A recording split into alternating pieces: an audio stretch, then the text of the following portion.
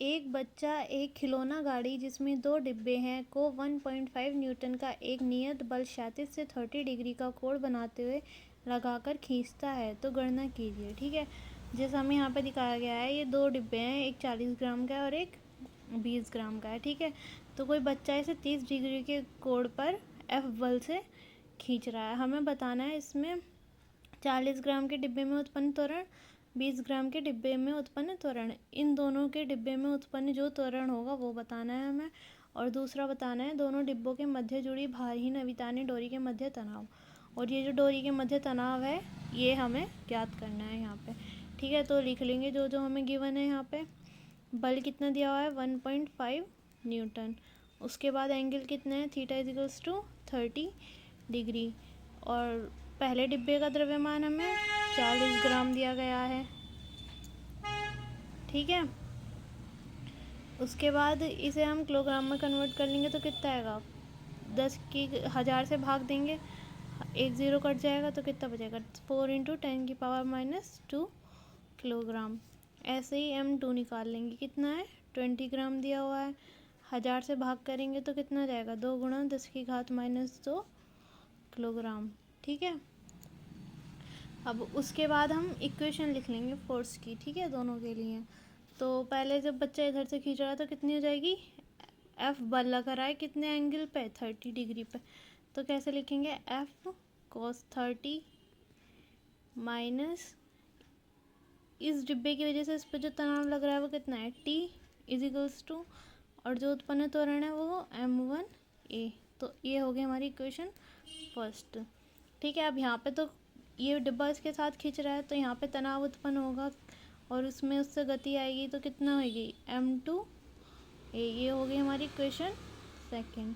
ठीक है, so now from equation first and second,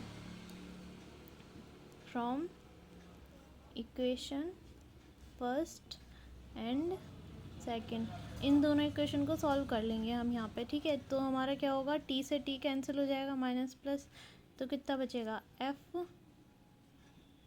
cos 30 equals to M1 plus M2A।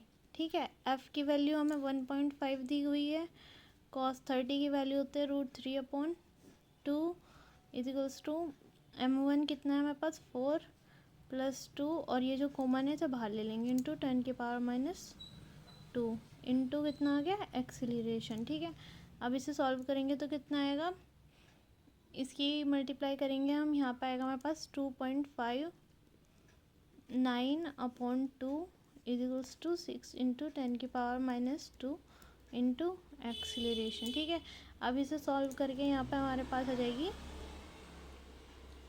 21.58 something आएगा। ठीक है, तो ये कितना हो जाएगा हमारे पास, A इजिकल्स टू 21.6 मीटर पर सेकंड स्क्वायर। ठीक है, तो ये तो हो गया हमारा दोनों डिब्बों में उत्पन्न त्वरण। ठीक है, 40 ग्राम के डिब्बे में भी इतना ही त्वरण उत्पन्न होगा और 20 ग्राम के डिब्बे में भी इतना ही त्वरण उत्पन्न होगा। अब हम निकालेंगे तनाव बल कितना होगा हमारा, वो हम निकालेंगे यहाँ से इक्वेशन सेकंड से। ठीक है, so now from equation second, द्वितीय समीकरण से कितना जाएगा, ये देखो यहाँ पे T is equals to M2A है। M2 की वैल्यू कितनी है हमारे पास, 2 × 10⁻⁻2 गुणा एक्सीलरेशन कितना आता है, आया है 21.6। अब इसकी मल्टीप्लाई कर लेंगे तो कितना आएगा यहाँ पे, 43.2 इंटू 10⁻⁻2।